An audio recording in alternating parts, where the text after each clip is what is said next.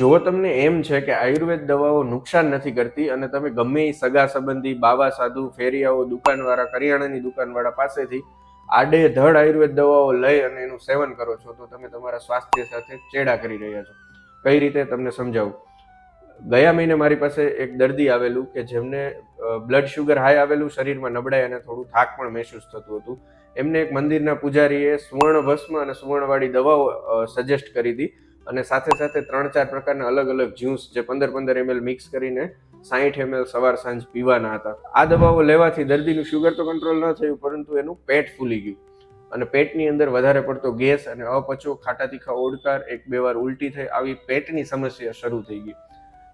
આ દર્દીને સુવર્ણ ભસ્મવાળી એટલી મોંઘીદાટ દવાઓ આપેલી હતી કે એમનું બિલ જ કંઈક 10,000 આસપાસ થતું હતું. મારી પાસે આવ્યા ત્યારે એમની તપાસ કરતા જોયું તો એમને આયુર્વેદ પ્રમાણે પ્રમેહના કોઈ પણ લક્ષણ નહોતા. એ માત્ર ને માત્ર અજીર્ણ એટલે કે અપચાના લીધે વધેલું શુગર હતું.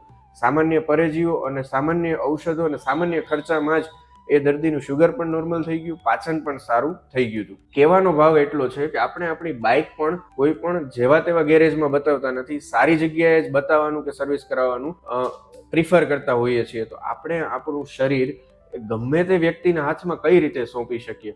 માટે choose your Ayurvedic doctor wisely. સ્વસ્થ રહો, આયુર્વેદમય રહો.